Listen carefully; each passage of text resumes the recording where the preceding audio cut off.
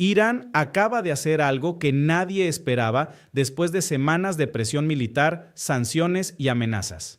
En lugar de retroceder, su nuevo líder supremo salió a hablar frente a miles de personas y declaró que el equilibrio estratégico de la región ya cambió. Y no lo dijo como retórica vacía, lo dijo después de que su país derribó 4 drones estadounidenses en 24 horas, tomó el control operativo del estrecho de Hormuz y obligó a Washington a sentarse a negociar en condiciones que hace 3 meses nadie habría imaginado. Algo está cambiando en el mapa de poder de Oriente Medio. Y hoy vamos a entender exactamente qué. Soy Martín de Notimpacto, noticias en tiempo real desde fuentes confiables. Si este tipo de análisis geopolítico te interesa, suscríbete ahora y activa la campanita. Y cuéntame en los comentarios, ¿crees que Irán está ganando esta partida? Quiero leer tu opinión. Vamos, primero el contexto, porque sin contexto esta noticia parece solo un discurso más.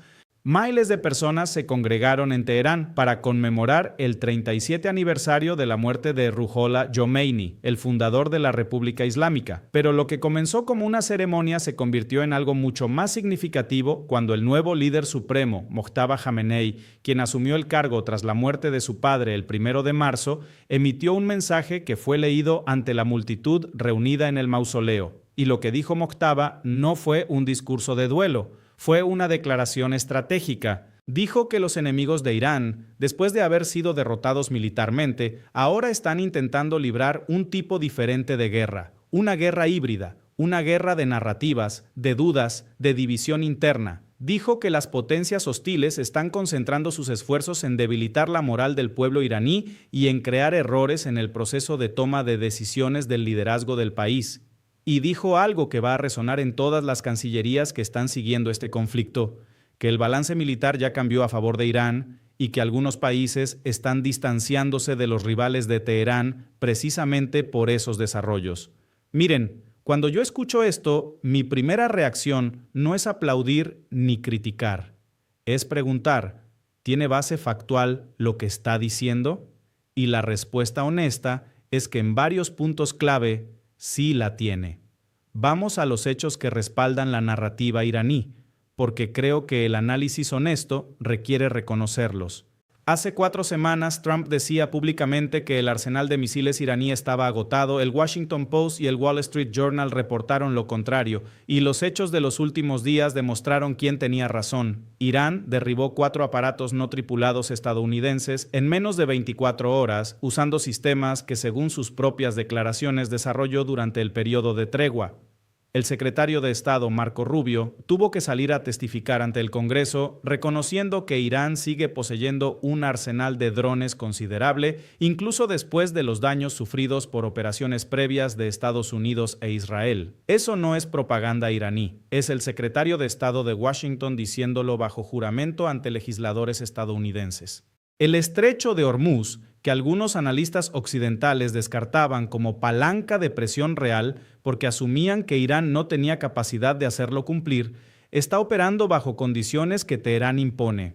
20 buques cruzaron en 24 horas bajo autorización iraní. Los que no pidieron permiso enfrentaron consecuencias. Eso no es una declaración, es una realidad operativa que los mercados energéticos están procesando en tiempo real. Y aquí viene el punto que Mojtaba Khamenei está usando como argumento central. Países que hasta hace pocas semanas parecían alineados con la postura de máxima presión contra Irán, están enviando señales diferentes. Qatar, que alberga una de las mayores bases militares de Estados Unidos en la región, tiene a su ex primer ministro cuestionando públicamente los ataques contra Kuwait y Bahrein, sí, pero también manteniendo canales abiertos con Teherán. El GCC, el Consejo de Cooperación del Golfo, no tiene una estrategia unificada frente a Irán. Eso es algo que el propio jefe de defensa de Qatar reconoció públicamente en un foro de seguridad internacional. Esa falta de unidad es exactamente lo que el líder supremo está señalando cuando dice que países se están distanciando de los rivales de Irán. Pero ahora viene la parte que el análisis honesto también exige reconocer y que como presentador de este canal no puedo ignorar aunque el contexto favorezca la narrativa iraní. La guerra híbrida de la que habla Mojtaba Khamenei es real. Pero el discurso sobre esa guerra también puede funcionar como escudo contra la crítica interna legítima, cuando un gobierno en situación de conflicto dice que cualquier voz que genere frustración o desesperanza entre la población sirve los intereses del enemigo, está usando un argumento que históricamente se ha utilizado para silenciar disidencia doméstica válida. Eso no significa que el argumento sea completamente falso, sí significa que hay que leerlo con cuidado. La renuncia del presidente Pezeshkian, que analizamos en transmisiones anteriores, describió una fractura interna real entre el gobierno civil y la Guardia Revolucionaria. Si esa carta es auténtica, el mensaje del líder supremo sobre unidad nacional y resistencia frente a la guerra híbrida no es solo un mensaje hacia afuera, es también un mensaje hacia adentro, dirigido a las facciones dentro del propio sistema iraní que están en tensión entre sí. Esa lectura hace el discurso de Mojtaba considerablemente más complejo que una simple declaración de victoria. La Guardia Revolucionaria también publicó su propia declaración en estas mismas horas, y vale la pena analizarla por separado porque su contenido va más allá de lo que dijo el líder supremo.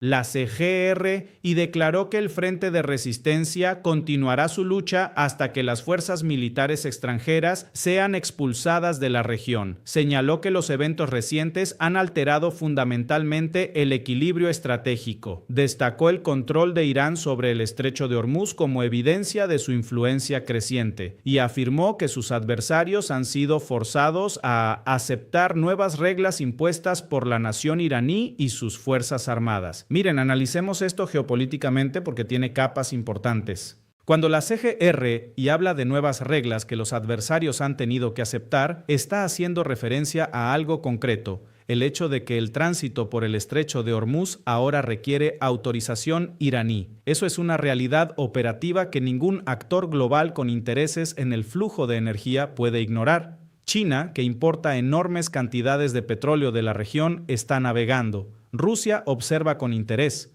Los países del Golfo están recalculando. Y Washington está en la posición incómoda de tener que demostrar que puede reabrir ese estrecho sin que eso desencadene una escalada que no puede controlar. La mención explícita a la eliminación del régimen sionista como objetivo declarado de la CGRI es el elemento más controvertido de la declaración y el que más titulares genera en medios occidentales. Pero en términos de análisis estratégico, lo relevante no es esa frase en sí, sino el marco más amplio que revela. La CGRI no está concibiendo este conflicto como un episodio que se resuelve con un acuerdo sobre el programa nuclear o el estrecho de Hormuz. Lo está concibiendo como parte de una confrontación de largo plazo por la arquitectura de poder en toda la región. Ese marco es incompatible con cualquier acuerdo de corto o mediano plazo. Y es exactamente lo que hace tan difícil que las negociaciones actuales produzcan resultados concretos. Rubio ante el Congreso es la otra noticia de este ciclo que merece atención porque dice mucho sobre la posición real de Washington. El secretario de Estado testificó que Irán sigue teniendo un arsenal de drones considerable. Confirmó que la administración Trump no ha ofrecido alivio de sanciones a cambio de la reapertura del estrecho de Hormuz y reiteró que cualquier alivio futuro de sanciones estaría condicionado a que Irán aborde las preocupaciones relacionadas con su programa nuclear. Leamos entre líneas lo que Rubio está diciendo realmente. Primero, está reconociendo públicamente que las operaciones militares contra Irán no lograron neutralizar su capacidad de drones. Eso es admitir que un objetivo central de esas operaciones no se cumplió. Segundo, está confirmando que Washington no tiene actualmente nada concreto sobre la mesa para ofrecer a Irán a cambio de la reapertura del estrecho. Eso significa que la principal palanca de presión económica que Irán tiene sobre el sistema energético global sigue activa sin que exista un incentivo real para desactivarla. Tercero, está vinculando cualquier concesión futura al programa nuclear, que es exactamente el punto que Irán ha dicho repetidamente que no va a negociar en esta fase. Lo que Rubio está describiendo ante el Congreso es, en términos prácticos, un callejón diplomático. Y ese callejón es lo que le da sustento factual a la narrativa de Mojtaba Khamenei cuando dice que el equilibrio ha cambiado, no porque Irán haya ganado la guerra, sino porque Washington está en una posición en la que sus opciones principales, escalar militarmente, mantener el bloqueo o negociar, todas tienen costos elevados y resultados inciertos. Eso no es una victoria iraní en el sentido clásico. Pero sí es una posición de presión que Teherán no tenía hace 6 meses. ¿Qué significa todo esto para el equilibrio de poder en Oriente Medio? Estamos ante un momento en que el mapa de influencia regional está siendo redibujado en tiempo real, no por declaraciones, sino por hechos concretos. El estrecho de Hormuz bajo administración iraní efectiva. La capacidad de drones y misiles iraní probada operacionalmente contra sistemas de defensa occidentales, con resultados que el propio secretario de Estado de Estados Unidos tuvo que reconocer ante el Congreso. Las grietas dentro del GCC sobre cómo manejar la relación con Irán y un nuevo líder supremo que en su primera gran prueba de conducción del Estado en crisis está proyectando una narrativa de resistencia y de cambio estratégico que encuentra respaldo en hechos verificables. Eso no quiere decir que Irán esté en posición de dictar los términos de cualquier acuerdo. Las sanciones siguen, el bloqueo marítimo sigue, las pérdidas económicas acumuladas son enormes, y la fractura interna entre la presidencia civil y la Guardia Revolucionaria no desaparece por un discurso en un mausoleo. Pero sí quiere decir que cualquier solución a este conflicto va a tener que incorporar la realidad de que Irán demostró capacidades que se subestimaban, que el estrecho de Hormuz es una palanca real y no solo retórica, y que la presión máxima sin oferta concreta no está produciendo los resultados que Washington esperaba cuando la diseñó. Esa es la lección estratégica más importante de estas últimas semanas, y es la que el nuevo líder supremo de Irán está intentando convertir en narrativa dominante frente a su propia población y frente al mundo. Si eso lo convierte en el actor que está ganando esta partida o simplemente en el que está sobreviviendo mejor de lo esperado, esa es una pregunta que solo el tiempo va a responder. Pero lo que sí puedo decirte hoy es que el mapa de este conflicto se ve diferente al de hace un mes.